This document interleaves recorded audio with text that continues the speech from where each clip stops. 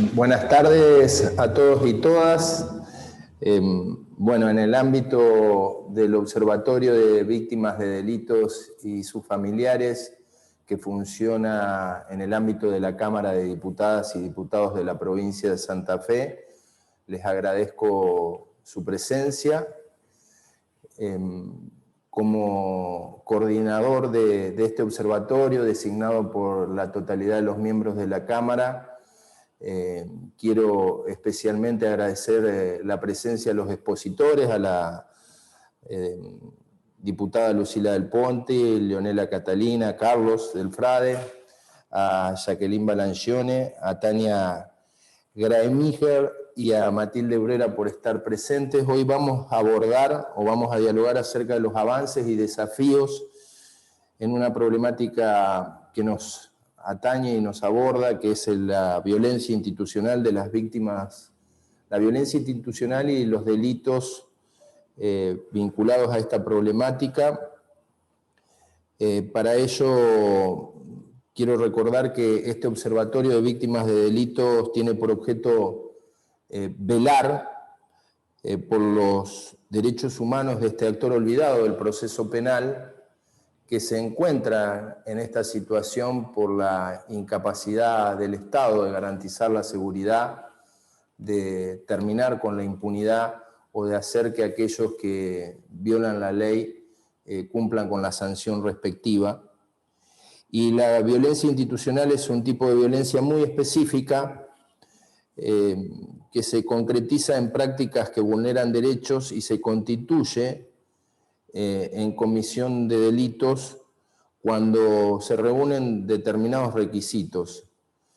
El primero es que haya una práctica específica en la cual se ejerce un acto de violencia, tanto violencia física como psíquica. En segundo lugar, que esos actos de violencia sean realizados por un funcionario, funcionaria o agente estatal en el marco del desempeño de sus funciones, de sus tareas o el ejercicio de su autoridad. Y el tercero es que sea en un contexto institucional que a la vez involucre la limitación de libertades y de autonomía de las personas víctimas de estas prácticas. También quiero señalar que no todo hecho aislado constituye violencia institucional, tiene que ser un hecho que esté dentro de la dinámica del funcionamiento de la institución y que por tanto tienda a repetirse, a instaurarse, incluso en muchas ocasiones a institucionalizarse, hasta construir una raigambre histórica que perpetúa la práctica y que vuelve muy difícil su erradicación. Y a esto se suma que en muchas ocasiones esos hechos quedan impunes por la complacencia de las autoridades, incluso de las autoridades judiciales, estableciendo un manto de impunidad y a la vez de invisibilidad de estos delitos, ¿no? Así que la verdad que quiero agradecer a los participantes. Los expositores son personas que han dedicado especial atención a este tipo de situaciones. Y bueno, como ya sabemos, el derecho internacional en materia de derechos humanos responsabiliza al Estado de manera prioritaria a la hora de garantizar esos derechos, y en estas circunstancias de estos delitos especiales, justamente el que debería constituirse en el primer garante de los derechos humanos es quien, a través de sus funcionarios o agentes del Estado, cometen el delito, y por tanto luchar en contra de la violencia institucional debe ser una de las actividades que debemos abordar con mayor firmeza. No podemos avalar que quien debe protegernos sea quien nos victimice, ¿no es cierto? Así que la verdad es que, bueno, nuestro Observatorio de Víctimas de Delito, bajo esta percepción de hacerse cargo el Estado de garantizar los derechos humanos de las víctimas, considera que debemos abordar de manera especial a aquellas víctimas de delito cometido por funcionarios. Y en el marco, bueno, de las audiencias públicas que se iniciarán el día lunes en la ciudad de Santa Fe, en el ámbito del Colegio de Abogados para poder contar en la provincia con una ley de derecho y garantía de víctimas de delito y sus familiares, es que consideramos muy importante el resultado de este conversatorio y el contenido del mismo constituirá el material que le vamos a otorgar a cada uno de los inscriptos. Que vuelvo a señalar, están invitados todos los interesados a ser parte, simplemente basta con que envíen un correo electrónico a observatoriovictimas@diputadossantafe.gov.ar. Las mismas se desarrollarán en la ciudad de Santa Fe, en la ciudad de Venado Tuerto, Reconquista, la ciudad de Rosario, y terminaremos el 3 de mayo en la ciudad de Rafaela, que es justamente el momento donde nuestra Cámara, la Cámara de Diputados y también la Cámara de Senadores, recuperan las facultades de poder abordar proyectos de ley de su propia autoría.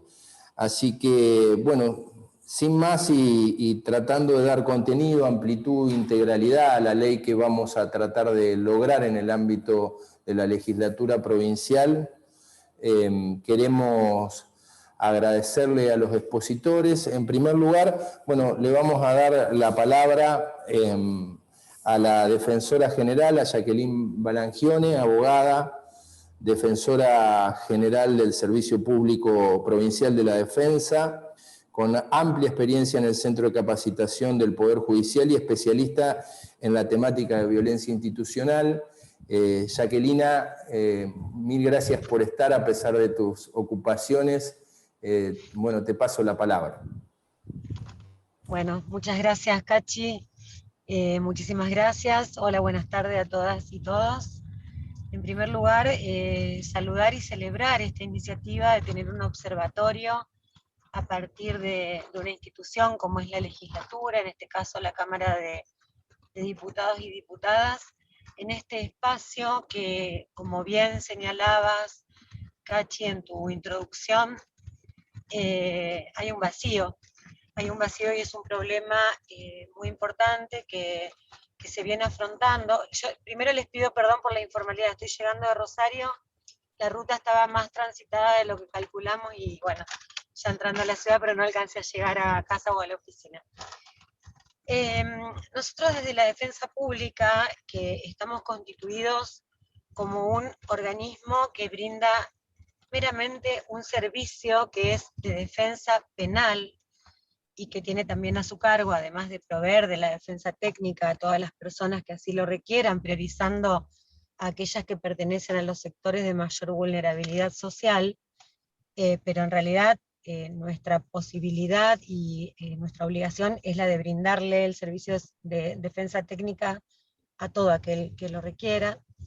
Tenemos como una segunda misión tan importante como esta primera, que es la de velar por la plena vigencia de los derechos humanos, y en este aspecto tenemos algunas actividades que son muy puntuales, como por ejemplo todo lo que es el monitoreo de los lugares de encierro y la inspección de los lugares de encierro. Dentro de esta temática, por la misma ley de creación del Servicio Público de la Defensa Penal, que es la ley 13.014, se establece la obligación del organismo de generar un banco de datos que sea de acceso público. Bueno, nuestra institución, en el tramo de su primera gestión, que estuvo a cargo del Defensor General Gabriel Ganón, fue más allá de esta obligación del banco de datos y creó un registro público de violencia institucional, de tortura, violencia institucional y todo tipo de, digamos, de invasión sobre los derechos humanos, tomando como punto de partida la definición que da de todas las definiciones de tortura que hay en muchos tratados como principal este tema. La definición que da la Convención de Naciones Unidas, que es una definición amplia, que como muy bien señalaba el diputado, no requiere que haya un maltrato físico o que haya dejado esa violencia algún tipo de lesión o de agresión física, sino que también comprende cuestiones como la violencia psicológica y también cuestiones que tienen que ver con situaciones estructurales, como por ejemplo la calidad o la condición que tienen los lugares de encierro. Bueno, la segunda gestión de la defensa, que está a mi cargo, por supuesto, esto le seguimos dando continuidad y profundizamos este trabajo. Profundizamos el trabajo en el sentido de que durante la primera gestión se intentó representar a esas víctimas. Los defensores se constituían como querellantes, se pretendían constituir como querellantes, pero hubo una jurisprudencia uniforme en toda la provincia de juezas, jueces y de cámara, en donde se negó esa legitimación a los defensores porque, como les decía en la introducción, nosotros estamos creados como un servicio público de defensa penal solamente. Entonces, lo que jueces y juezas interpretaban cuando un defensor o defensora se constituía como querellante acompañando a una víctima de violencia institucional, es que en el caso, por la propia institución que dependía de una misma cabeza, que era la del defensor provincial, se estaba practicando una especie de prevaricato funcional. Para aquellos que no son abogados o abogadas, el prevaricato es una figura del Código Penal que establece que constituye un delito el hecho de representar intereses contrapuestos en una misma causa. Entonces se entendía que un defensor público estaba defendiendo a quien propinaba la violencia institucional y otro defensor público, dependiendo de una misma cabeza, representaba la querella, es decir, la acción de la víctima para poder llevar a juicio o acompañar en el juicio a un fiscal con respecto al delito que tiene que ver, por ejemplo, con algún tipo de tortura o con cualquier caso de violencia institucional. Entonces, como para resumir, y no sé si estoy siendo clara, la defensa intentó representar a las víctimas, pero fracasó jurisdiccionalmente, con una jurisprudencia uniforme. Entonces, esta práctica no hubo otro camino. La gente que en realidad son los familiares de las personas que están privadas de libertad, o las mismas personas que sufrieron, por ejemplo, violencia policial en la calle, en un operativo de aprehensión, en un allanamiento, o en cualquiera de las situaciones que, como bien el diputado Martínez reseñaba, la violencia institucional implica delinear ese concepto, implica como imaginarnos la intersección de tres conjuntos que son que la víctima esté en una situación de que afecte su autonomía, es decir, una cuestión que afecte su libertad, porque está preso, o que lo está persiguiendo la policía, o que lo está aprendiendo la policía, es decir, limitada su libertad. Que el propinador o la propinadora sea un agente del Estado, que puede ser un policía, un penitenciario o incluso un judicial. Y que además la afectación consista en alguna situación que tenga que ver con los derechos humanos. Dada esta intersección de estos tres requisitos, se da lo que denominamos o conceptualizamos como violencia institucional, como para poder ocuparnos de esta forma. Entonces, es un tema que está muy ligado a nuestro quehacer diario. De los 7.000 presos que actualmente hay en la provincia, aproximadamente un 90% de los provinciales, saquemos a los federales que no tenemos nada que ver, o sea que son 6.200 más o menos los presos provinciales, prácticamente un 90% son atendidos por la defensa pública, por nuestros defensores y defensoras, y de los que están en la etapa de ejecución, es decir, que ya están condenados, prácticamente el 100%. Entonces, estamos muy vinculados con este sector de la población, de la sociedad, que ha perdido la libertad. No obstante, también tenemos que aclarar que la mayor cantidad de casos de violencia institucional son propinadas por la policía, y que generalmente más del 50% de los casos de violencia policial se da en el primer momento de una determinada situación, es decir, cuando la policía una persona y la aprende. Muchas veces se dan los tan conocidos a primer ilegal, sino otro tipo de situaciones que también nos manejamos con la definición de la ONU, de la Convención de la ONU, que es una definición amplia, que va más allá de lo que es el tipo legal de torturas que está en el Código Penal. Es decir, una cosa es un delito y otra cosa es la práctica de la violencia institucional.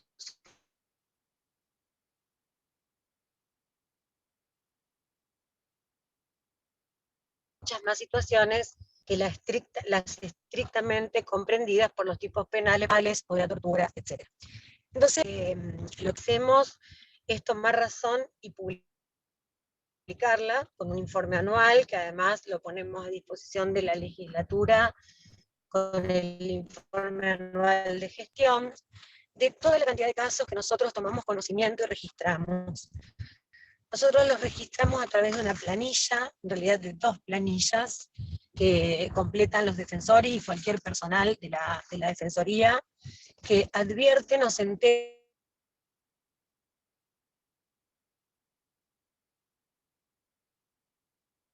Kelin, estamos teniendo alguna dificultad de conexión. Además está decir lo que nosotros registramos. Bueno, puede ser quizás porque estoy entrando ahí, estoy con datos móviles. A ver un momentito. Ahora sí. ¿Se me escucha? Sí. Ahora sí, ahora te escuchamos. Bien. Gracias. Que es imposible conocer el universo total de casos de violencia institucional. Nosotros registramos aquellos que tomamos conocimiento.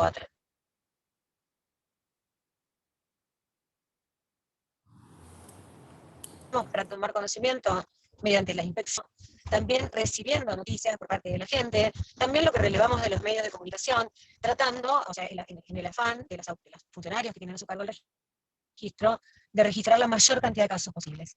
De esa totalidad de casos que nosotros registramos, que reitero, no es la totalidad de los casos que se dan en la realidad, menos de un 50% son personas que realizan la denuncia. Nosotros el relevamiento lo hacemos y esa planilla la hacemos en el caso de tener la posibilidad de entrevistar a la persona bajo una cláusula de confidencialidad, porque la persona tiene que prestar su consentimiento, su voluntad, por supuesto, es el titular de la posibilidad para hacer la denuncia, y más de un 50% no la hacen por temor a las represalias.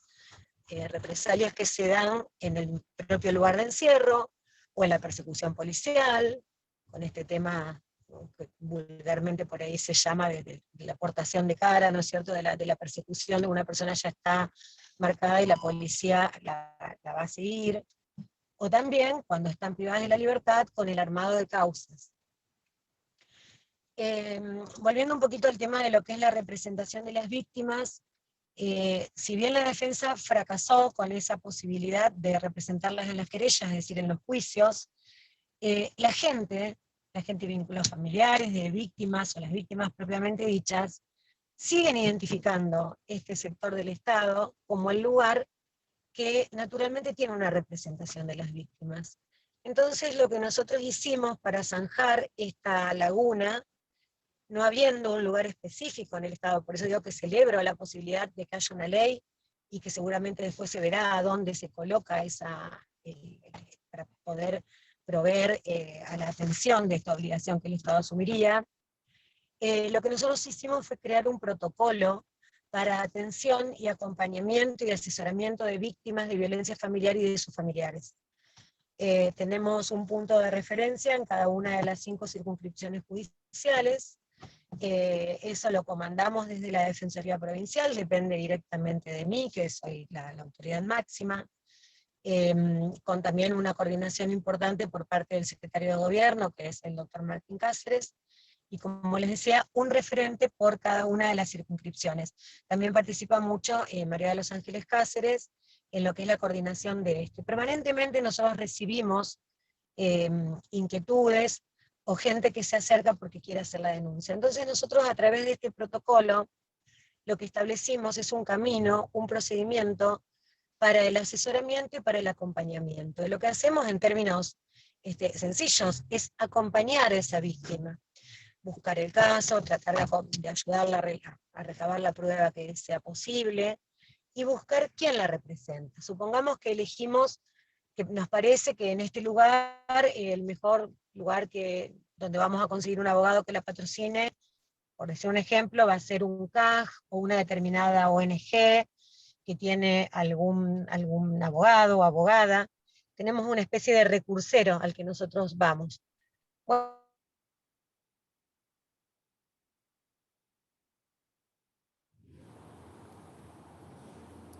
Jacquelina, nuevamente se nos cortó. Es muy interesante tu testimonio de la actividad que lleva adelante la Defensoría, así Y que... si no encontramos quién, perdón, Cachi, que ya terminó, si no encontramos quién, el protocolo marca que nosotros lo vamos a representar.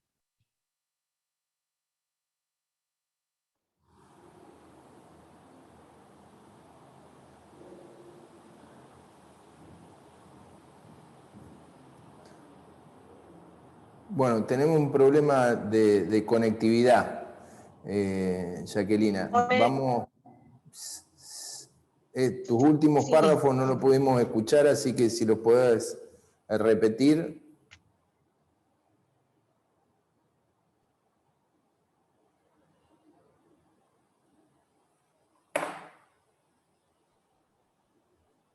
Ahora sí. A ver.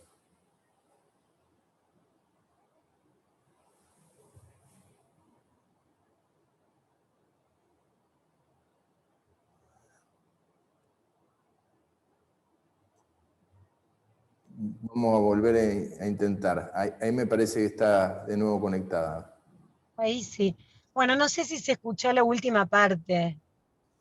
Que había un protocolo y que Bien, en última instancia termina asumiéndolo, más allá de lo que digan las autoridades jurisdiccionales, lo termina exacto, abordando la Defensoría. lo terminamos abordando. Nosotros como para cerrar, tengo muchísimo para compartir, pero somos muchas las personas que participamos del conversatorio de hoy. Lo que sí pongo a disposición, todos los datos, el informe, los distintos informes y demás. Lo que sí que me gustaría señalar es que a mí como cabeza de este organismo y ocupada de este sector de la problemática, yo creo que Santa Fe tiene que caminar hacia una defensa integral, que esto deje de ser un servicio público de defensa penal y que se convierta en un ministerio público de la defensa, como tienen todas las provincias argentinas menos Jujuy y Santa Fe, como tiene la Nación, organizado a través de la Defensoría General de la Nación, y tener dentro de ese ministerio, que puede tener un grupo de defensores y también puede tener un grupo o un cuerpo de abogados para representar a las víctimas, poder cumplir con esta función. Porque a mí me parece que hay varias situaciones. Primero, que la gente identifica la defensa como representación de las víctimas de este tipo de situaciones. Segundo, que se me fue lo que iba a decir en segundo lugar. El tema que dentro del Poder Ejecutivo, a mí me parece que no puede ser, porque generalmente los agentes estatales que propinan este tipo que son perpetradores, digamos, de este tipo de conductas, pertenecen al Poder Ejecutivo. Entonces es muy difícil el control. De nosotros pueden decir que sí, que actualmente estamos dentro del Poder Judicial, pero si hay una reforma constitucional o una ley que convierta esto en un ministerio, ya la cuestión cambia. La defensa goza de autonomía, si bien estamos dentro del Poder Judicial, no dependemos de la Corte, así que creo que es un lugar en el que naturalmente se podría desarrollar esta actividad. Por último, también señalar que lo que nosotros vemos en la práctica judicial, y acá me refiero tanto a jueces como a fiscales, es que cuando una persona está imputada de un delito y sometida a una causa judicial por ese delito, por ejemplo, un robo, pero a su vez es víctima de violencia, por ejemplo, policial, como por ejemplo el caso de Facundo Olivieri en Rosario, que es como el Checobar rosarino, que es un muchacho que saliendo de robar, la policía le dispara por la espalda,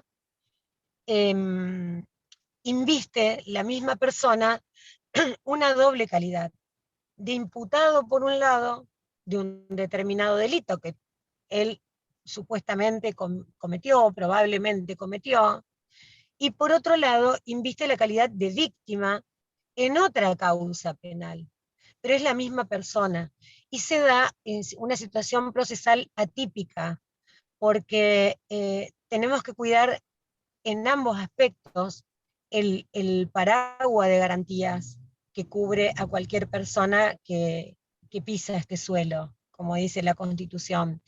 Y muchas veces se ve que es más fácil para todo lo que es el sistema cuidar las garantías constitucionales en el juicio penal clásico, pero la garantía constitucional de la protección de esa persona, aunque haya cometido un delito, como víctima de violencia institucional, quizás está un poco más despojada de cuidados. Esto es una cuestión que nosotros la vemos, que la vivimos y que, bueno, estamos muy atentos a esto que pasa. El registro, bueno, el año pasado tuvimos una profusa actividad a partir de todos los efectos de la pandemia. En total hubo 35 muertes en custodia, muchas muertes violentas, muchas muertes también por ahorcamiento dentro de las celdas, muchas muertes que todavía no se han terminado de explicar y donde nosotros estamos pidiendo y siguiendo dentro de la causa correspondiente que tenía como imputado a esa persona que falleció. Estamos todavía en algunos casos con pedido de pericias y demás para que se determine bien de qué murió la persona. Es decir, que las muertes en custodia son muertes que están de personas que están a cargo del Estado, ¿no es cierto? Y también se registraron menos, pero esto no es porque, me refiero al año 2020, ¿no?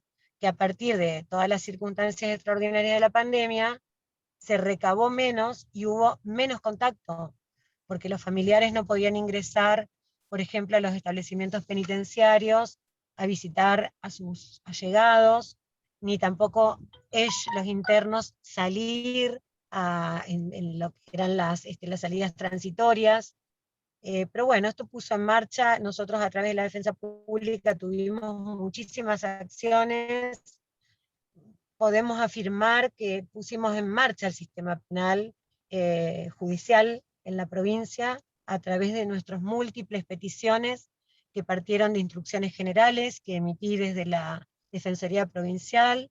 Tuvimos que soportar el embate de los medios de comunicación que sostenían que nosotros pedíamos a mansalva liberación de presos, cuando esto no era así, sino que lo que hicimos fue hacer una evaluación aplicando las recomendaciones internacionales y teniendo en cuenta el bien jurídico protegido para toda la comunidad, que es la salud pública. Entonces, de todos aquellos internos que se aplicaban, digamos, se calificaban dentro de alguna de las situaciones de riesgo, se pedía la libertad provisoria o una medida alternativa menos gravosa para poder proteger la salud de esas personas. Afortunadamente fueron muy poquitos los casos de COVID dentro de las cárceles, de los lugares de encierro. Lo que sí podemos decir que hubo mucha violencia policial, que la comunidad toda la sintió, porque con los criterios de selectividad propios del sistema penal en nuestro país y en nuestra región, siempre recae más o menos sobre los mismos sectores la política criminal y de persecución del Estado. En cambio, con el tema de la cuarentena, con el COVID, afectó a la comunidad en general, porque a cualquiera que rompía la cuarentena era aprendido y llevado a celdas, a calabozos, lo que generó que nosotros también tengamos que interponer muchos habeas corpus. Por ejemplo, en Rosario, que hubo situación de calle, era aprendida una y otra vez por la policía porque estaban en la calle, por ejemplo, y puestos en forma bastante inapropiada y sin los cuidados de las medidas protocolares de salud. Por ejemplo, 32 personas en una celda en la comisaría segunda de Rosario, por ejemplo. Así que bueno, esto es un poco un panorama,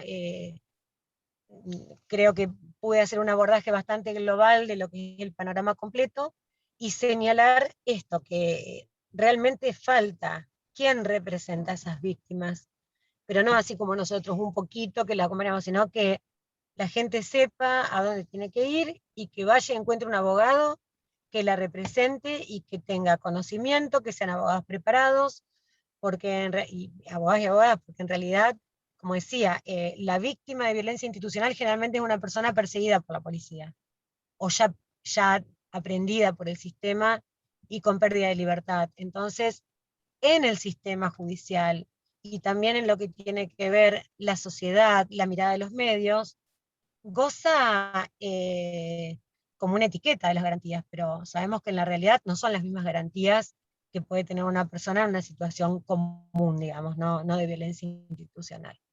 Así que bueno, celebro la existencia de los proyectos y del observatorio. Y bueno, a disposición, tanto yo como los funcionarios y funcionarias de la defensa, para lo que podamos colaborar con esto. Bueno, Nada más. Jacqueline, nada, muchas gracias. Desde ya que estamos dispuestos a recibir todo el material posible de los distintos organismos que están vinculados con la problemática de los derechos y garantía de víctimas, y a la vez invitar a los funcionarios de la Defensoría para que puedan participar de las audiencias. Te agradezco enormemente, a pesar de tus actividades, la posibilidad de estar presente. Le voy a pasar la palabra a Matilde Bruera, diputada provincial, pero aparte especialista en Derecho Penal, y bueno, que conduce la Comisión de Información e Investigación del caso Carlos Orellano.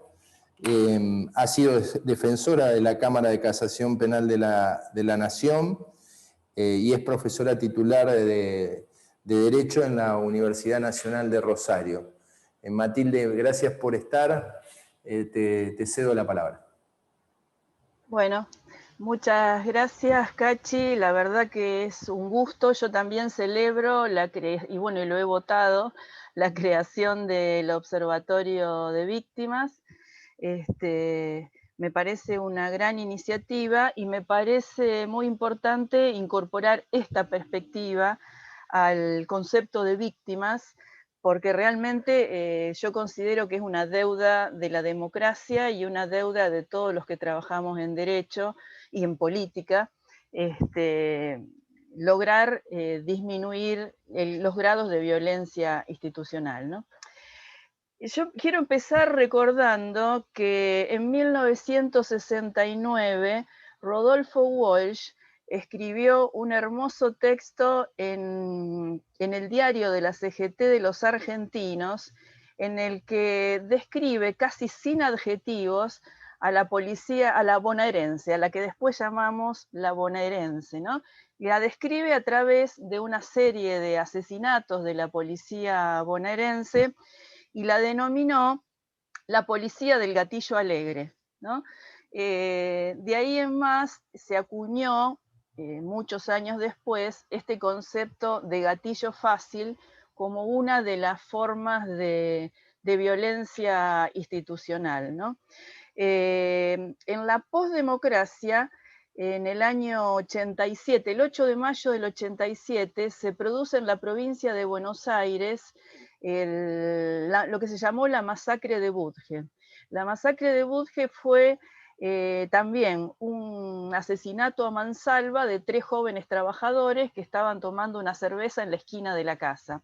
Ese hecho vale la pena recordarlo porque fue el primer caso de gatillo fácil a principios de la democracia, y el primero, no sé si fue el primero, pero fue el primero que tuvo un acompañamiento y una lucha, no solamente de los organismos, en primer lugar del abogado de la causa, que fue el querido Toto Zimmerman, a quien tuve el gusto de conocer y con quien tuve el gusto de trabajar y de militar, Toto Zimmerman era un abogado de derechos humanos y supo combinar la lucha judicial con la lucha política de todo el barrio.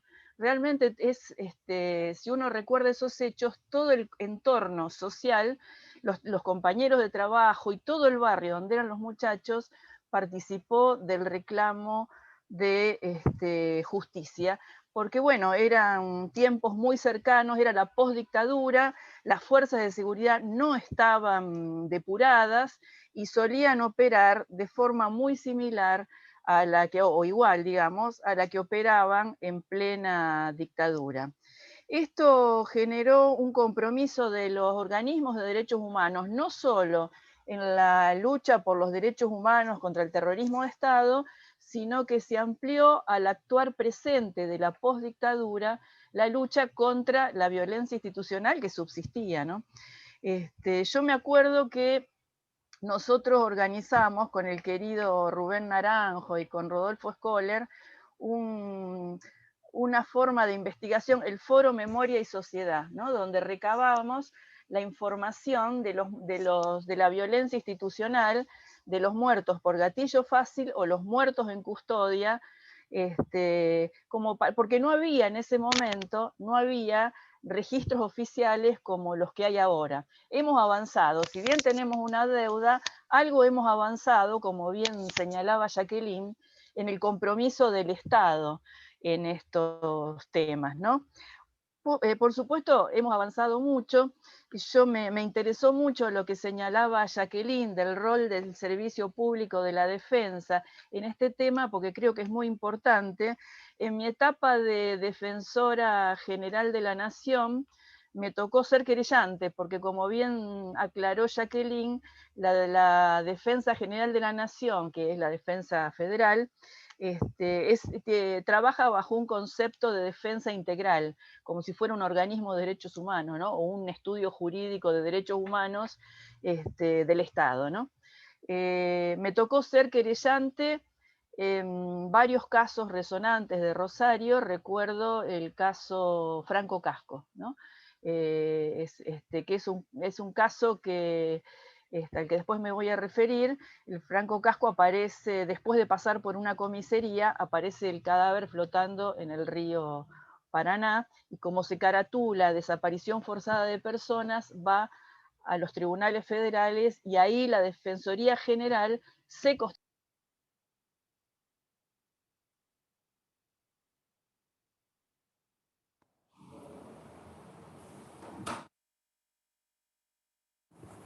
Poneme a mí.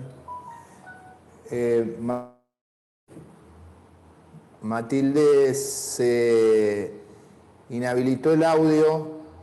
Ahí está, yo lo habilité, lo tienen que habilitar ustedes, ahí está. Bueno,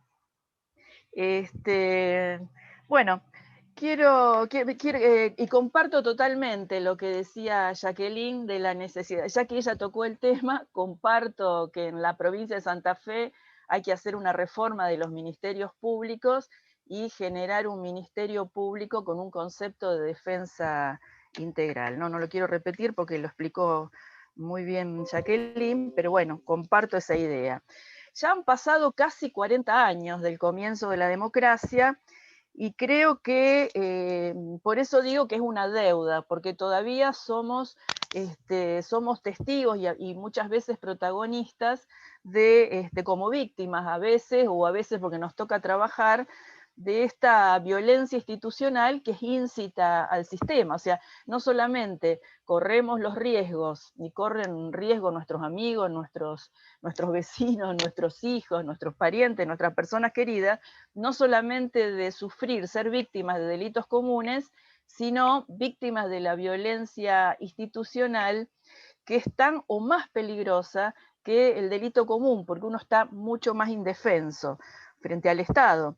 En el año pasado, desgraciadamente, el 24 de marzo del 2020, sucedió en la ciudad de Rosario un hecho que es muy conocido, que fue el caso Orellano, por el cual se crea en el seno de de la Cámara de Diputados una comisión investigadora, que es este muchacho que también, un muchacho trabajador de una familia de trabajadores que va a divertirse un rato con sus amigos, sufre violencia policial y aparece al día siguiente asesinado en aguas del Paraná, y nos consta que en el caso lo que costó lograr que se empiece a investigar, se impute, porque imputar es empezar a investigar a los posibles autores, y lo que va a costar desentramar todo lo que rodea todo el contexto del caso Orellano, ¿no? Que recientemente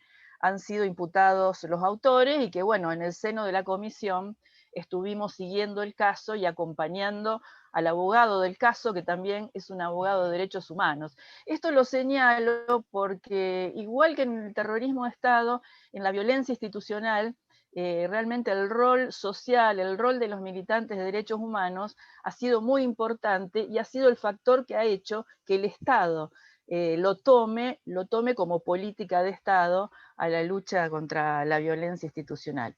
Bueno, ¿qué es esta violencia?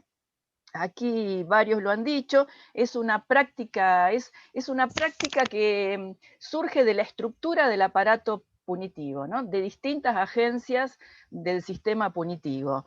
La violencia institucional hay que tener claro que es sistemática y es estructural. Eso es una de las características. Y nos vulnera a todos, pero fundamentalmente a los sectores excluidos, a los sectores más vulnerables, a los jóvenes de origen humilde, y sobre todo a los sectores excluidos, ¿no? Es una herencia de los peores tiempos, es una herencia de todas las dictaduras que aún no hemos sabido revertir, ¿no? Por eso digo que es una deuda de la democracia, y es una deuda de todos los sectores políticos. También es cierto que es difícil conceptualizar la violencia de género, no cualquier cosa, la violencia institucional, no cualquier cosa es violencia institucional, sino que es esta violencia, esta práctica sistemática que se ejerce en el ámbito institucional. ¿Cuáles son y que esto lo supo advertir casi antes la movilización social que los mismos productores de conocimientos en el tema? Yo me acuerdo cuando en las manifestaciones se cantaba: no son errores, no son excesos. No son errores ni son excesos, porque es una práctica sistemática propia de los aparatos represivos. Esa es la violencia institucional. Cachi también lo señalaba cuando presentó esta actividad. Son prácticas específicas, asesinatos, aislamiento, tortura, también violencia psicológica, todo tipo de violencia que parta de funcionarios públicos, que cause distintas afecciones, pero que se produzcan en ámbitos de restricción de la autonomía o de la libertad. Y también, como también se señaló Cachi y también señaló Jacqueline antes que yo, goza de un grado de impunidad asegurada contra el Estado. Por eso creo que nosotros tenemos que desarmar esta estructura que asegura la violencia institucional dentro del mismo Estado. Esto requiere un cambio de paradigma en realidad en general de todo el sistema punitivo, tanto en el ámbito nacional como en el ámbito provincial. Tenemos que empezar por definir, esto tiene mucho que ver, cómo se aborda la seguridad, los distintos proyectos y cuál es el paradigma de seguridad que se aborda en la provincia. Nosotros en esto creo que tenemos que avanzar fuertemente en el cambio de paradigma. Eso también es una deuda de la provincia de Santa Fe, cambiar el paradigma con el cual se trabaja el concepto de seguridad. Nosotros venimos, desgraciadamente, con un concepto de orden público que es heredero de todas las dictaduras, y que ha atravesado estos casi 40 años de democracias. Eso es lo que denuncia que es una deuda nuestra, es una deuda de la democracia responder a esto, ¿no? Este paradigma de orden público que tiene que ver con la organización de las fuerzas de seguridad y de las estructuras del Estado en la provincia de Santa Fe, ¿no? En realidad, nosotros tenemos que avanzar en lo que también ya se ha definido, y se ha definido en todos estos años de lucha y de democracia, la necesidad de una seguridad democrática. ¿Qué significa una seguridad democrática? Un paradigma que trabaje sobre la tranquilidad y la seguridad de todos y todas las personas, ¿no? Un paradigma de seguridad democrática destierra la violencia institucional, porque por el propio paradigma se define la exclusión de ese tipo de violencias del propio sistema. El paradigma para la tranquilidad y el bien común de todas y todos tiene que ser eficaz para prevenir el delito, eficaz para investigar y eficaz para la seguridad, ¿no? Para la seguridad de todos. Y no debe tener, y debemos desterrar del seno de las fuerzas de seguridad los focos de corrupción, ¿no? Los focos de corrupción institucional que son muy fuertes en la provincia de Santa Fe. Nosotros, no sé si ayer, creo que nos enteramos por todos los medios de lo que fue la condena a un policía, policía Drueta, que trabajó en lo que se llamó drogas peligrosas y en inteligencia también de drogas peligrosas en la provincia de Santa Fe. Bueno, esto lo nombro a él porque fue la última condena, ¿no? El caso que fue condenado ayer, bueno, después se discutirá si apela o no apela. Pero a mí me interesaba algo que surge de ese fallo, que es denuncia, que es algo que yo en mi carrera de defensora siempre he denunciado, cómo se utiliza el informante de calle o el informante anónimo es un instrumento de corrupción policial, porque es el instrumento por el cual las fuerzas de seguridad ocultan el origen de la investigación. Y surge de este caso Drueta cómo negocia con un narcotraficante para que él le pase casos para detener a otras personas. Entonces, todos esos y además se denuncian varios procedimientos que van a tener que ser revisados y tal vez anulados porque surgen de una conspiración, una confabulación delictiva para el narcotráfico, ¿no? Esto realmente, si uno trabaja, si uno asiste a los juicios orales en materia de drogas, digo yo, porque es lo que más conozco, es algo cotidiano. No hay procedimiento, siempre lo he dicho, no hay procedimientos de droga que no empiecen con una denuncia anónima. Hay veces que las denuncias anónimas son reales. Hay veces que es cierto que las víctimas en un barrio no saben o tienen miedo cómo denunciarlo y es legítimo que hagan una denuncia anónima. Lo ilegítimo y lo que los fiscales deben investigar es porque la policía siempre tiene denunciantes anónimos, nunca tiene otro origen. Que la gente haga denuncias anónimas está bien.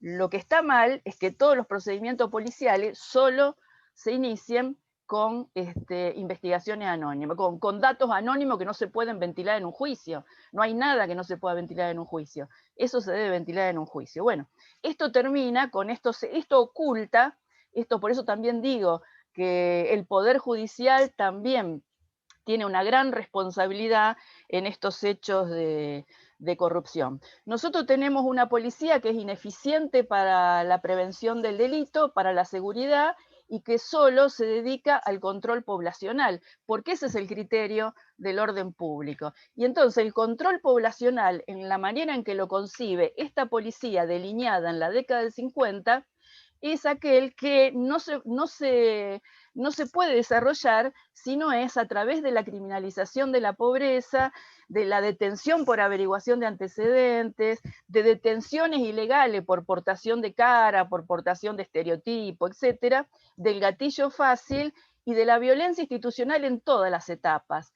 Desde el primer momento, como decía Jacqueline, que es el momento donde más casos se registran, hasta las personas en situación de encierro, incluso por hacinamiento carcelario. El solo hecho de que las personas estén obligadas a vivir en situaciones de hacinamiento ya es violencia institucional y es una violación sistemática de los derechos humanos. También es el concepto de orden público tiende a esto, al control poblacional, a la criminalización de la protesta y a su vez a la gestión del delito, porque es lo que yo decía antes del caso que mencioné, hay un sector o hay focos en la policía que se dedican, corruptos, que se dedican a gestionan el mercado, porque negocian con unos y favorecen el monopolio desplazando a otros. Nosotros tenemos que terminar con esto en esta provincia. Y esto tiene mucho que ver, una vinculación muy directa con la violencia institucional. Por eso insisto que nosotros tenemos que cambiar la matriz violenta del concepto de seguridad de inseguridad institucional sistemática. Obviamente que tiene mucho que ver con lo que se legisla a nivel nacional en el Código Penal. Nosotros vimos que en los últimos años del gobierno macrista se agravaron una cantidad de leyes que no solucionaron nada en materia de seguridad, pero sí agravaron las condiciones de violencia. Por ejemplo, triplicaron la población carcelaria y generó, bueno, la defensora general lo dijo hoy, pero además también lo denunció hace varios días, cómo se triplicó la población carcelaria en muchos penales. Y triplicar significa, hay penales nacionales donde hay 3 veces más cantidad de presos que la que tiene capacidad el penal. En esas condiciones no hay respeto a los derechos humanos. Creo que para el compromiso del Estado en este tema tiene que ser nosotros tenemos que abordar seriamente el cambio del paradigma de la seguridad en la provincia de Santa Fe. Tenemos la oportunidad, porque por primera vez se presenta en la legislatura con un conjunto de leyes este cambio, pero nos guste, porque yo creo que este cambio debe ser producto de un consenso de todos los sectores políticos, y lo vengo diciendo mucho antes de ser legisladora. Si no nos gustan esas leyes, pero discutámoslas, o hagamos otras leyes, pero estamos obligados a pensar leyes que cambien ese paradigma, porque estamos obligados a darle a la sociedad un clima de seguridad y de tranquilidad, y a superar, después de 40 años por lo menos, la violencia institucional. Nosotros es muy importante para esto, lo que es esencial, es ese cambio estructural, pero además hacer funcionar los mecanismos de prevención. Entre los mecanismos de prevención tenemos toda la legislación internacional, la legislación nacional, los que establecen las legislaciones nacionales, Naciones Unidas, la Corte Interamericana de Derechos Humanos, el protocolo que mencionaba recién Jacqueline, los protocolos de acompañamiento de las víctimas de la violencia institucional son muy importantes, porque la persona que es víctima del Estado le cuesta mucho enfrentarse al Estado, porque enfrentarse al Estado es enfrentarse al poder, y como son sectores, en general son sectores empobrecidos o excluidos, las víctimas de estos delitos no pueden recurrir a abogados importantes que se dediquen como hay que dedicarse a estos temas. Entonces es muy importante que el Estado participe de esto, haga funcionar los mecanismos de pretensión, los distintos protocolos, el compromiso de organismos como este observatorio, y todos los organismos, todos los mecanismos, no los quiero mencionar porque quiero dejarle el lugar a todos los demás disertantes, pero creo que hay que hacer funcionar de una vez por todas los mecanismos, además de este cambio estructural, los mecanismos de prevención concreto de la violencia institucional, y hacer una reforma del Código Penal a nivel nacional, ¿no? En la provincia de Santa Fe nos debemos una reforma constitucional, la reforma del sistema de seguridad y la reforma del sistema penitenciario, donde también se producen, como también mencionó Jacqueline, graves hechos de violencia institucional. La aspiración dentro de todo esto, es brindar tranquilidad, seguridad y disminución de violencia para toda la sociedad. Nada más. Bueno, muchísimas gracias por tu participación, Matilde. Bueno, le voy a pasar la palabra a Carlos Del Frade, bueno, diputado provincial del Frente Cívico y Popular. Bueno, y por todos conocido, autor, historiador, periodista y también un hombre que ha dedicado gran parte de su vida a luchar contra este flagelo que es la violencia institucional. Carlos, te paso la palabra. Muchísimas gracias, es un gustazo. Tengo material para las próximas 5 horas. No sé si ustedes quieren compartir 5 horas con nosotros, pero vamos a tratar de resumirlo en 10 minutos, las 5 horas, especialmente por la muchachada a quien veo con una gran sonrisa y les agradezco la paciencia. 10 minutos, simplemente. Vamos a tratar de hacer en 10 minutos. Había un jefe de policía de la ciudad de Rosario que venía de Gendarmería que se llamaba Agustín Feset. Feset decía: tire primero, pregunte después. Tire primero, pregunte después. Esta era la orden. La policía tenía zona liberada, existencia liberada para matar y preguntar después, para justificar después. Eso fue desde 1969, cuando él asume por primera vez, hasta 1983. Después del 83 para acá, el problema realmente se hizo muy serio, porque muchos de los tipos que participaron con Feset del terrorismo de Estado, uno de sus principales colaboradores fue el mayor torturador de Rosarino, que se llamaba José Rubén Lofiego. El tipo torturaba durante horas, tenía las manos sucias de sangre, se lavaba las manos y redactaba 4 informes que le mandaba al comando del segundo cuerpo de ejército. Él nos dijo a nosotros que a partir de la década del 80 empezaron a nombrar a la gente pobre como mutantes. La palabra siempre me resonó, mutante, es decir, no son seres humanos, son subhumanos. Eso fue a partir de los años 80 una manera en que la policía comenzó a trabajar con esta cuestión de ser, por sobre todas las cosas, la representación institucional de todo aquello que molestaba a la concentración de riquezas en pocas manos. Porque lo que debo decir de entrada es que no puede no haber violencia institucional en medio de un sistema absolutamente violento que hace de su principal violencia la vida cotidiana. Concentra riqueza en pocas manos, empobrece a las mayorías. La gran cuestión nuestra y nuestra lucha permanente es ampliar la democracia, democratizar la democracia. En eso estamos y por eso saludo la propuesta de Cachi y fundamentalmente todo lo que se dijo. Nosotros tenemos violencia institucional porque esas prácticas no fueron desterradas. Yo me acuerdo cuando el ingeniero Jorge Obey empezó a disolver distintas reparticiones de la policía. Disolvió robos y hurtos, por ejemplo, porque en 1998 apareció en la comisaría primera de Santa Fe, pleno centro de Santa Fe, asesinado Miguel Duarte, un muchacho muy joven, a quien lo habían torturado primero. La gran pregunta es, ¿quién había enseñado a torturar? Hay respuestas para eso. El Instituto Geográfico Militar, a partir de 1957, recibía enseñanza de los franceses que habían tomado Argelia y después de los estadounidenses. En 1961, el Servicio de Inteligencia del Ejército, a través de un gran empresario, Alcides López Saufrán, a quien alguna vez le dieron el premio por ser el mejor empresario del país, que era el gerente de Asindar, introdujo las técnicas de tortura del Instituto Geográfico Militar. La tortura fue una práctica institucional que fue bajada desde el ejército a las policías provinciales. Por eso a Duarte lo torturaron en 1998. Obey disolvía robos y hurtos.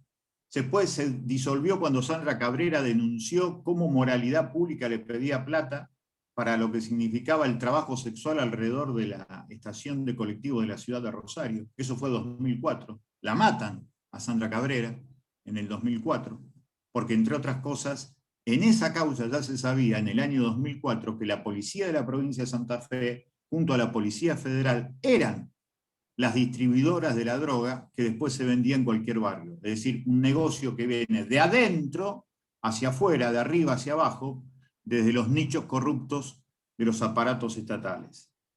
Esto forma parte de todo un trabajo de investigación y de una necesaria apertura de la cabeza. Nosotros siempre decimos que la palabra flagelo, Cachi, es una narcosoncera, porque flagelo remite al Antiguo Testamento, al Génesis, a cuando la mujer de Lot da vuelta la cabeza y se convierte en estatua de sal. El flagelo divino la convierte en estatua de sal en medio de la corrupción de Sodoma y Gomorra. El flagelo era un castigo divino. Si hay algo que no tiene nada de divino, es este negocio que hace un parentesco tremendo entre sangre y dinero. Sangre de las chicas y de los chicos de los barrios humildes sin trabajo, y dinero que circula por los bancos, las mutuales, las mesas de dinero, los clubes de fútbol, los distintos departamentos inmobiliarios truchos que existen fundamentalmente en el centro de Santa Fe y en el centro de Rosario. Fíjense en Santa Fe el caso Oldani. El caso Oldani lo refleja de manera muy, pero muy concreta. Así que para nosotros la violencia institucional parte de una cuestión fundamental. En un sistema violento es muy difícil no tener violencia institucional. La pelea nuestra es cómo avanzamos en la democracia para reducir esa violencia institucional y para darle un abrazo a toda la gente que ha perdido un familiar. Nosotros hemos tenido en el año 2015 25 casos de homicidios producidos por las fuerzas policiales. 25. El año pasado tuvimos 9. Esos son homicidios cometidos por gente uniformada de la policía de la provincia de Santa Fe. Pero son muchos más si nos damos cuenta que las bandas narcopoliciales que hoy están asolando los barrios del Gran Santa Fe y del Gran Rosario son eso, bandas narcopoliciales. Y esto me parece que es fundamental tomar conciencia a la hora de pensar cómo reducir esta cuestión de la violencia institucional. Nosotros podríamos hacer toda la historia política de la policía de la provincia de Santa Fe, a quien siempre hemos denominado la santafesina sociedad anónima, pero voy con algunas frases que para mí son muy importantes. La policía de Santa Fe es parte del problema. Es mentira que hay manzanas podridas. La caja está podrida y hay manzanas sanas. Es al revés. Hay manzanas sanas. Por eso lo que es indefectible, cambiar la concepción. 37 años de democracia, del 83 hasta acá, y el Poder Ejecutivo solo nunca pudo construir un gobierno democrático, una conducción de seguridad democrática en las fuerzas de seguridad, ni nacionales ni provinciales. ¿Qué hay que hacer? Hacer más poder político, que todas las fuerzas políticas con representación parlamentaria formen parte de la conducción de las policías provinciales y de las fuerzas de seguridad nacionales. Así nadie se hace el distraído y así todos participamos. Y 3 elementos de consenso mínimos. Eliminación de los nichos de corrupción por un lado. Segundo, combate al corazón de todo esto que es el lavado de dinero. Y en tercer lugar, reducción de la circulación de armas. Hoy es más fácil encontrar en cualquier barrio de Santa Fe y en cualquier barrio de Rosario armas antes que trabajo. Y esto también forma parte de la seguridad. Sin trabajo al alcance de nuestras pibas y nuestros pibes, el día del arquero vamos a tener más seguridad. Por eso para mí el imprescindible abrazo del Estado a las víctimas de los delitos tiene que ver, entre otras cosas, con este organismo que vos has presentado para crear Cachi, así que te felicito porque es una respuesta humana ante un sistema absolutamente inhumano y que nos quiere a todos prácticamente convertidos en caníbales.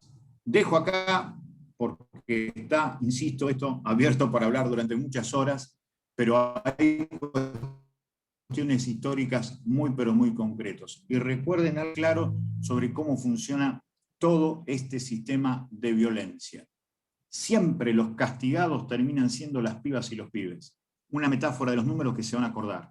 Metáfora del Nuevo Testamento. 666, 666. ¿Se acuerdan? ¿Habrán visto ustedes alguna vez la película La Profecía, el número de la bestia? 6 de cada 10 militantes desaparecidas y desaparecidos entre el 76 y el 83 tenían entre 15 y 30 años. 6 de cada 10 de nuestros 250.000 desocupados hoy que tenemos en la provincia de Santa Fe tienen entre 15 y 30 años. Y 6 de cada 10 personas hoy detenidas en la provincia de Santa Fe, en la provincia de Buenos Aires, en la de Córdoba, en la de Tucumán y la de Mendoza, las 5 más grandes de la Argentina, tiene hoy entre 15 y 30 años. ¿Creen ustedes que es casualidad? La marca de la bestia siempre se impone sobre aquellos que tienen por edad la necesidad de producir cambios. transformaciones sociales. Por eso muchas veces la seguridad es más control social que darle la posibilidad de un servicio público de tranquilidad a nuestro pueblo para que tenga la posibilidad de ir a trabajar tranquilo, de volver del laburo tranquilo, ir a estudiar tranquilo y volver tranquilo. Sobre esto hay que trabajar. La gran cuestión es el abrazo desde el Estado, por eso saludo tu iniciativa, Cachi, el abrazo a todas las víctimas, pero saber que el tema es cómo hace una sociedad para morir. Muere nuestra sociedad, mata nuestra sociedad de acuerdo a las formas que vive. Si tenemos el 50% de la población económicamente activa en la informalidad, eso es también una forma de naturalizar la violencia. Se trabaja sobre mayor armamento, sobre mayor patrullero, sobre mayor cuestión de tecnología por seguridad, o se pone en los barrios trabajo, educación, cultura, alegría y deporte. Voy por lo segundo. Muchísimas gracias. 10 minutos exactos. Bueno, Carlos, muchas gracias también por tu puntualidad. Le voy a pasar la palabra a la diputada Lucila Del Ponti, bueno, actual diputada provincial, ex diputada de la Nación y vicepresidenta de la Cámara de Diputadas y Diputados. Lucila, mil gracias por estar, te paso la palabra. Bueno, buenas tardes a todos. Muchas gracias, Cachi, por la invitación y bueno, por promover estos espacios para discutir un tema tan importante en términos de la calidad institucional y sobre todo del acceso a derechos del conjunto de la ciudadanía. Pido disculpas porque estoy saliendo desde el celular en el auto, volviendo a Rosario y quizás tengan algún problema de conectividad, así que voy a tratar también de ser sintética y breve. Pensaba hoy acerca de la importancia de este tema que se discute en este panel, acerca de la violencia institucional, y analizando un poco, charlaba con la gente del Centro de Acceso a la Justicia de Rosario, que quizás la defensora general Barangione lo mencionó cuando hizo su intervención acerca de los instrumentos que tiene también la provincia en convenio con el Poder Judicial de Santa Fe para patrocinar o asesorar a las víctimas de algunos delitos, pero que muchas veces también estas víctimas son posicionadas o abordadas o investigadas como instigadores o como acusados en los casos, ¿no? Se da esta situación en la cual el sistema judicial y también en mucha complicidad o connivencia con el sistema policial, construye estas figuras o estas situaciones, estos continuum de llevar a la víctima a un lugar también de victimario o en alguna medida de instigador del delito cometido, ¿no? Y pensaba también en el panel que tuvieron la semana pasada, que tenía que ver con los casos de violencia de género, donde un señalamiento, una crítica fundamental que hemos hecho desde los movimientos de mujeres a los procesos judiciales que investigan los femicidios, ha sido esta actitud de poner el foco de la investigación en las características de las víctimas, en este caso de las mujeres, haciendo referencia a su comportamiento, a sus conductas, a sus relaciones, a dónde estaban, a cómo vestían, a toda esta serie de condicionamientos, y sucede lo mismo en el caso de muchos casos o de muchas causas judiciales que se inician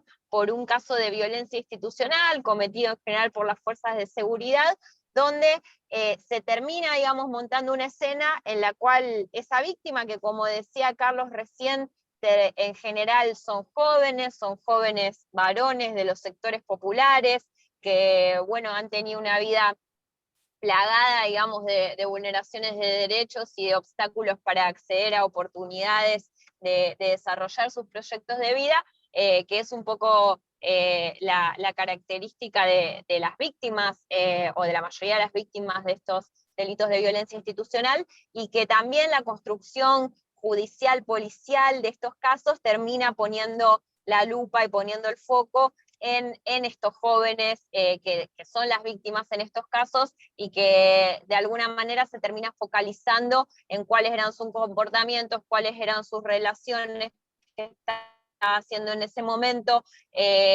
incluso, bueno, muchas veces montando escenas que de alguna manera terminan generando falsas pruebas para decir que ahí se estaba cometiendo un delito y que fue la comisión de ese delito la cual llevó a alguna gente de la institución, en general de las fuerzas de seguridad, a cometer un delito más grave en general que tiene que ver con el ejercicio, en estos casos, ilegítimo de la fuerza del Estado, ¿no? Entonces, me parece que a la hora de pensar, y que estas audiencias tienen un poco, entiendo, el objetivo de poder darle cuerpo y darle contundencia a esta propuesta que Cachi Martínez viene impulsando desde la legislatura, que se inscribe también con una discusión que viene del Congreso de la Nación, impulsada por Sergio Massa, y que en otros lugares distintas fuerzas políticas han también puesto sobre la mesa del debate, que tiene que ver con poder desarrollar herramientas e instrumentos institucionales para abordar de manera correcta y acompañar de manera correcta la evolución de las causas desde el lugar de las víctimas,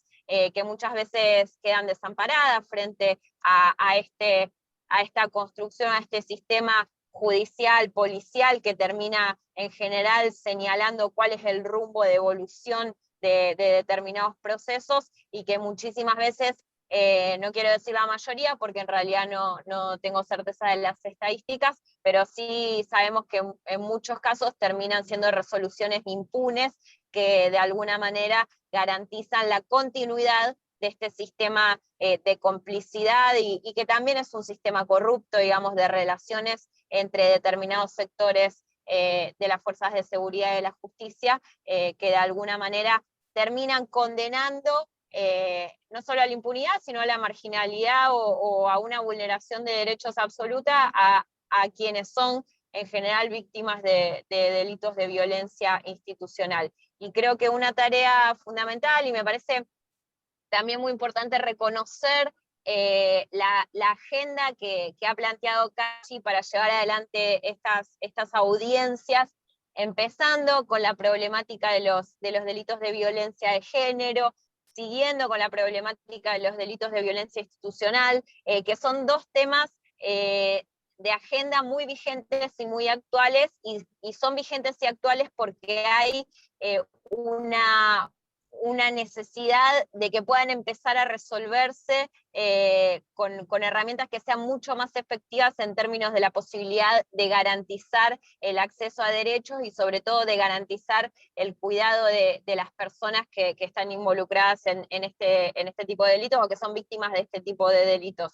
Me parece fundamental que como instituciones, en este caso desde el Poder Legislativo, pero también abriendo el diálogo hacia los otros poderes, que necesariamente tienen que atravesar un proceso de reflexión y de reestructuración de las normativas y de las herramientas actualmente existentes, podamos ponernos la meta de ir superando estos desafíos, construyendo instrumentos que sean mucho más adecuados y mucho más efectivos en el objetivo de reducir o erradicar los márgenes de impunidad y poder garantizar el acceso a la justicia desde una visión integral, desde una visión reparadora, desde una mirada de poder respetar los derechos consagrados, pero también de poder promover y garantizar una mejor calidad y mejores oportunidades en términos del desarrollo de los proyectos de vida de cada una de las personas, en este caso de la provincia de Santa Fe. Así que, bueno, ese aporte, digamos, me parece importantísimo que podamos tener estas audiencias, que puedan realizarse también en diálogo con la sociedad civil, que entiendo que hay una convocatoria grande para poder generar una audiencia de características públicas, donde quienes expongan sus experiencias, la trayectoria en torno a determinados casos que han circulado por el Poder Judicial, que sean quienes los protagonistas, digamos, quienes han vivido estas experiencias y que de la mejor manera pueden decir y pueden mostrar cuáles son las fallas, las falencias, cuáles son los déficits del sistema y cuáles son las principales herramientas a construir hacia el futuro. Así que, Cachi, bueno, te agradezco y por supuesto seguimos trabajando para poder consolidar esta herramienta tan importante que es el Observatorio de Víctimas.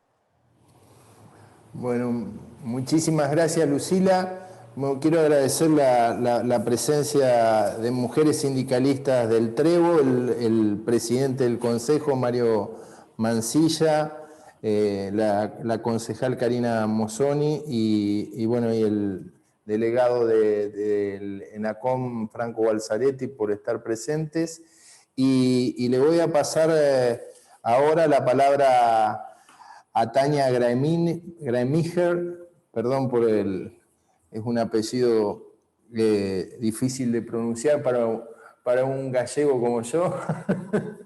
Referente de la red de mujeres de la Policía de la Provincia de Santa Fe, actualmente se desempeña en la Fuerza Policial de la Provincia de Santa Fe y representa un colectivo de funcionarios públicos que han sido víctimas justamente de violencia institucional.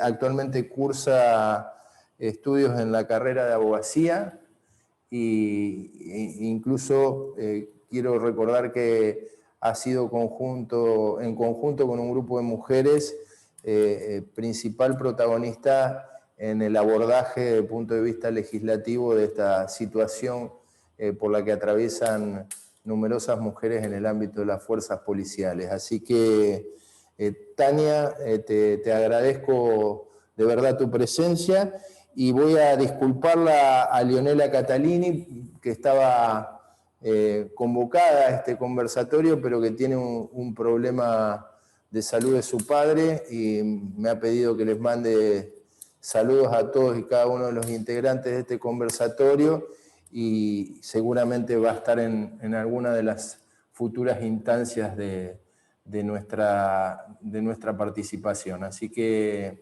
bueno, Tania, te paso la palabra. Gracias, Cachi. ¿Me escuchan bien? ¿Me escuchas bien? Sí, perfecto. Bueno, qué difícil hablar después de estos referentes y de todo lo que han expuesto como trabajadora activa de la seguridad pública, ¿no es cierto? Nosotras nos formamos como una red con perspectiva de género, queremos una ley orgánica nuestra de seguridad pública con toda la perspectiva de género necesaria para poder entender también ciertas situaciones de las que están lamentablemente naturalizadas dentro de la institución. Una de las cuestiones que quería remarcar es que el trabajador de la seguridad pública se olvida de dónde sale generalmente y sale de los barrios, no sale de los lugares más privilegiados, y ese es uno de los problemas también que hace que no se reconozca al vecino como par. Ninguno de nosotros vivimos en barrios cerrados ni nada, o sea, somos parte de la sociedad, y es eso algo que se debe remarcar en este momento. Lo que ustedes tratan como violencia institucional, para nosotros es violencia laboral, también es algo que está muy naturalizado. Por eso hicimos nuevamente la presentación de un proyecto de ley para un centro integral con perspectiva de género, donde los trabajadores de la fuerza podamos denunciar, ya que hay un montón de ámbitos donde lo podemos hacer, pero todos son dentro de la misma institución. Generalmente, y casi nunca salen de ahí, las víctimas nuestras terminan siendo con el tiempo imputadas por calumnias e injurias, teniendo que indemnizar a su propio acosador. Hay un sistema que hace que esto se naturalice y continúe, como hablaba Matilde, que decía de lo sistemático de esto, que hace que, bueno, que sea muy difícil para las trabajadoras hacer su trabajo, digamos. Bueno, nosotras como red también trabajamos para, bueno, que esta ley creemos que es necesaria y también una deuda política con los trabajadores, ya pasó mucho tiempo, nosotros defendemos todo lo que es derechos humanos, trabajamos y tratamos constantemente de inculcarlos, de que como trabajadores de la seguridad pública y parte del Estado, somos quienes deberemos garantizar esos derechos al resto. Entiendo muy bien la postura de todos, no quiero defender lo indefendible, porque, bueno, espero siempre que la justicia intervenga como debe ser y juzgue los hechos que están mal dentro de la misma institución. Está bien que se haga. Bueno, hablamos siempre de esta violencia cotidiana. Nosotros tenemos la violencia adentro de la institución y fuera, que esto totalmente naturalizado, y bueno, es hora de que comiencen a verlo desde otro punto también, al trabajador mismo.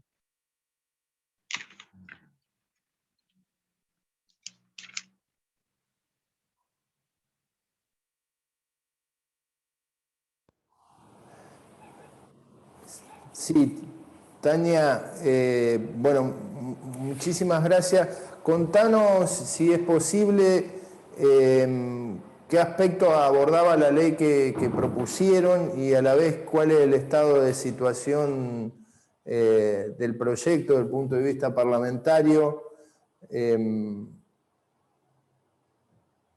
El proyecto de ley, ahora lo presentaron en diciembre desde Cámara de Senadores porque había quedado estancado ahí, así que bueno, volvemos a empezar.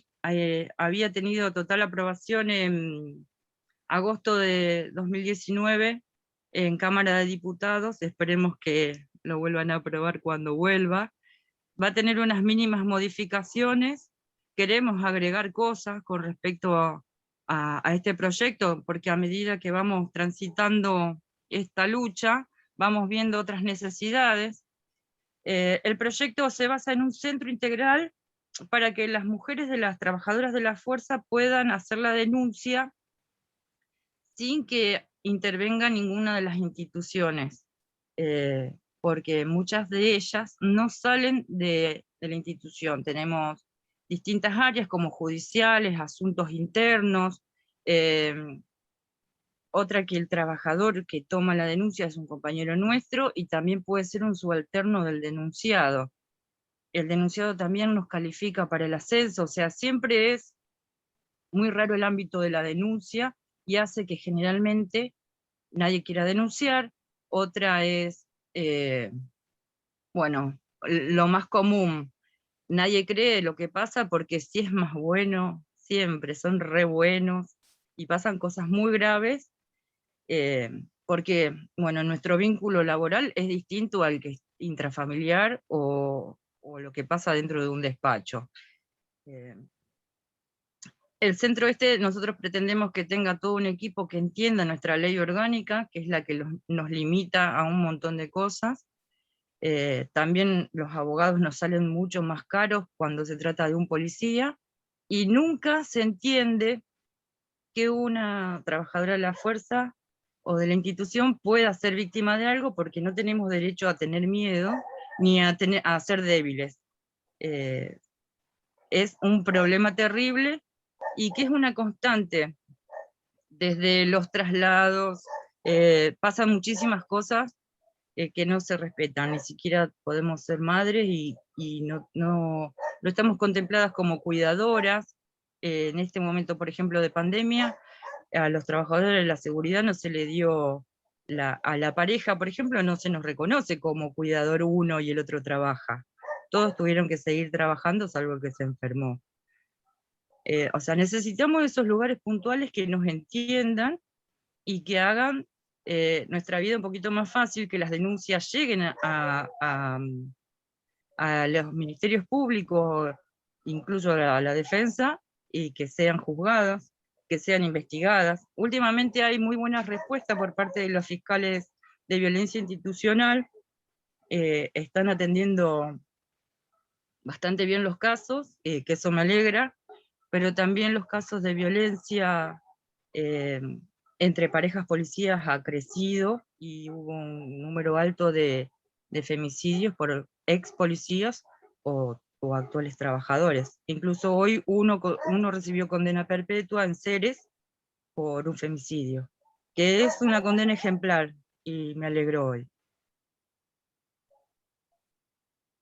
Bueno, en primer lugar agradecerte la posibilidad de participar en este panel y el coraje por la decisión de tomar esta lucha en la búsqueda justamente de democratizar nuestra fuerza. Creo que la tarea de usted ha sido esencial y bueno, las invito a que con el mismo coraje y sin ningún tipo de temor puedan participar de las audiencias del Observatorio de Víctimas que se van a desarrollar, porque nuestra intención es justamente garantizar derechos humanos, ¿no? de las víctimas de delitos sin distinciones, abordando todas sus facetas y todas sus problemáticas. Y es intención del cuerpo, no siempre nos cuesta,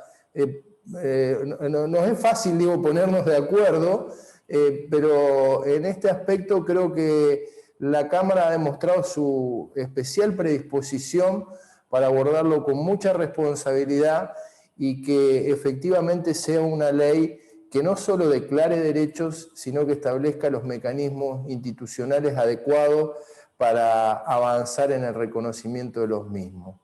Les agradezco enormemente la presencia a todos y cada uno de los que han participado y cada uno de los que han participado y en especial bueno, a los que han expuesto. Este material, vuelvo a insistir, va a ser parte del material que vamos a darle a aquellos que se inscriban en el Observatorio de Víctimas para ser parte de las audiencias. A cada uno de ellos le brindamos el reglamento de audiencias, le brindamos la Ley Nacional de Derecho y Garantía de Víctimas de Delito, la Ley de Derechos y Garantía de Víctimas de Delito y sus familiares que ha dictado la provincia de Buenos Aires y los proyectos que están en danza, uno de nuestra autoría, otro del diputado Farías, pero es intención que, bueno, que este proyecto sea el resultado de un enorme consenso para dar respuesta a los cientos de miles de santafesinos y santafesinas que son víctimas de delitos. Les agradezco mucho. No sé si veo que estás pidiendo la palabra, Carlos.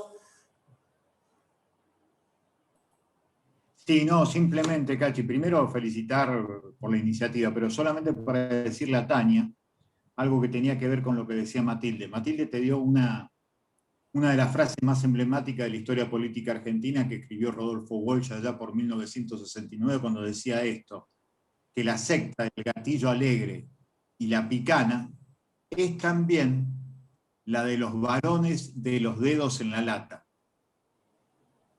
Nosotros hemos recibido un montón de denuncias de abuso sexual a compañeras del servicio penitenciario en la provincia de Santa Fe, de tipos que además están denunciados por ser los recaudadores del propio servicio penitenciario. Y hoy lo que estoy viendo, por la información que llegamos, es que esa gente, los abusadores, siguen trabajando y las que se quedan afuera son ustedes. Así que te felicito, es conmovedor el ejercicio de valentía que están haciendo ustedes. Simplemente quería decir eso, porque generalmente la moneda tiene dos caras. El que es violento es también corrupto. Así que, Tania, te felicito y quería simplemente agregar eso a lo que Matilde había expuesto con cosa brillante, pero se da en el caso más patético y doloroso, que son las compañeras policías y del servicio penitenciario que sufren estas dos violencias. ¿Son corruptas o son violentadas? Es tremendo. Así que muchas gracias, Cachi. Quería, porque la verdad que la primera vez que hablo directamente con Tani me pareció que era ideal poder compartir. Disculpa la molestia, Cachi. No, no, por Dios. Bueno, mil gracias a todos. Les agradezco que, bueno, un viernes a la tarde estén presentes, al resto de los que han estado participando de este conversatorio. y un saludo enorme. Gracias.